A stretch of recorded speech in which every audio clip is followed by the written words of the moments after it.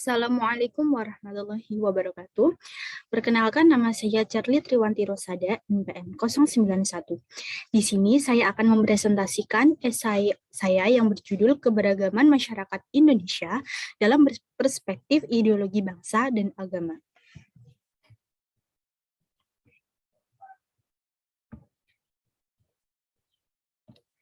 Yang pertama, yaitu keberagaman masyarakat Indonesia. Apa itu keberagaman masyarakat Indonesia? Indonesia adalah suatu negara yang memiliki jutaan, bahkan ribuan kekayaan yang terkandung di dalamnya. Budaya, ras, agama, suku, bahasa, dan lain sebagainya.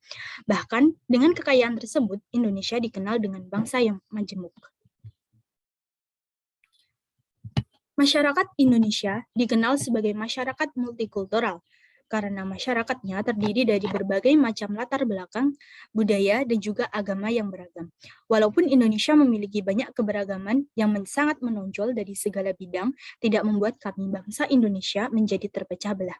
Justru hal tersebut membuat kami semakin erat dengan adanya keberagaman tersebut, karena kami selalu memegang prinsip Bhinneka Tunggal Ika yang selalu dipegang erat oleh Sang Garuda sebagai simbol dan ideologi bangsa ini, yaitu Pancasila. Makna dari semboyan Bhinneka Tunggal Ika itu sendiri adalah berbeda-beda tetapi tetap satu jua. Di samping itu, pengakuan serta penghargaan juga sangat diperlukan dalam pengikat bangsa ini. Kesadaran tersebut terlihat dalam semboyan Bhinneka Tunggal Ika yang menekankan akan pentingnya cita-cita bersama sekaligus kemajemukan sebagai perekat bangsa. Selanjutnya ada toleransi.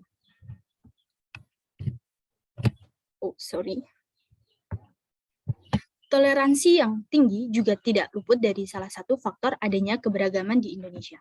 Bahkan dari aspek agama sendiri juga mengajarkan sikap toleransi tersebut kepada siapapun dan dari budaya manapun.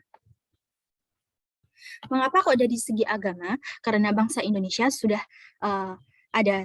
sejak dari zaman nenek moyang kita telah percaya dan meyakini akan adanya Tuhan yang Maha Esa. Hal tersebut disempurnakan dan dituangkan dalam Pancasila, yaitu sila ke-1 yang berbunyi ketuhanan yang Maha Esa.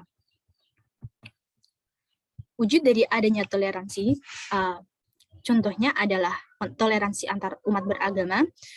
Salah satunya adalah pusat peribadatan di Puja Mandala, yaitu salah satu bukti toleransi yang tinggi dalam masyarakat Indonesia.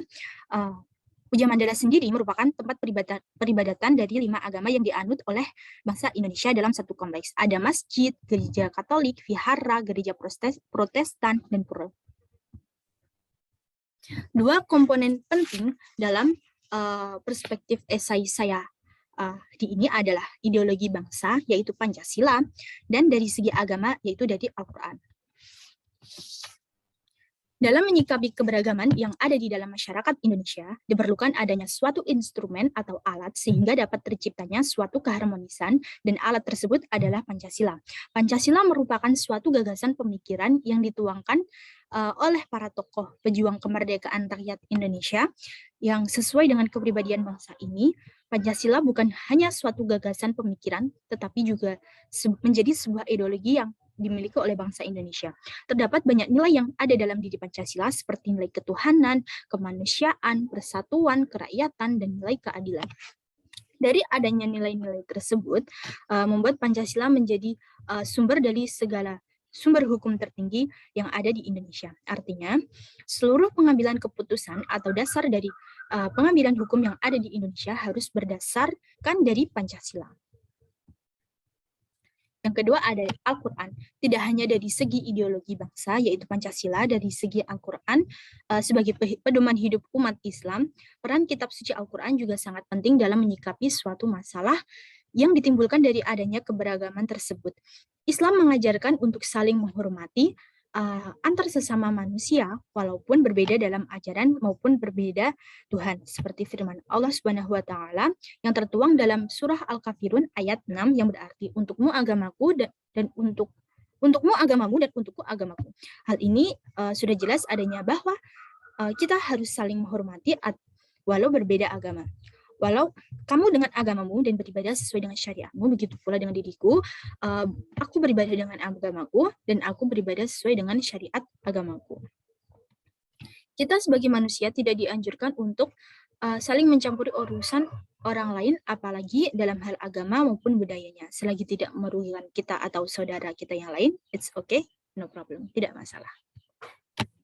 Kesimpulan yang dapat diambil adalah banyaknya keberagaman yang kita miliki dari bidang manapun memiliki dampak negatif dan juga positif. Semua itu tergantung dari pribadi masing-masing dalam menyikapi hal tersebut. Dalam Pancasila sebagai ideologi negara juga mengajarkan kita untuk saling menghargai adanya keberagaman ini. Begitu juga dengan Al-Quran sebagai pedoman hidup umat Islam juga mengajarkan untuk saling menghormati dan juga saling menghargai. Kunci dari keselarasan di atas keberagaman adalah toleransi. Jika setiap individu saling mengerti apa itu toleransi, insya Allah akan hidup saling berdampingan dan saling tolong-menolong tanpa melihat latar belakang agama, ras, budaya, bahasa, dan lain sebagainya.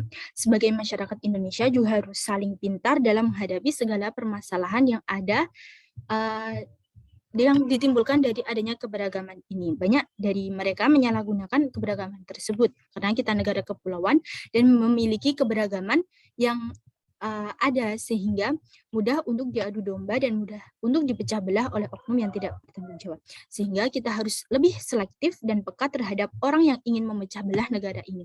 Jangan sampai dengan adanya keberagaman ini membuat negara Indonesia menjadi terpecah belah karena bedanya pemikiran suatu suku, agama, dan adat istiadat.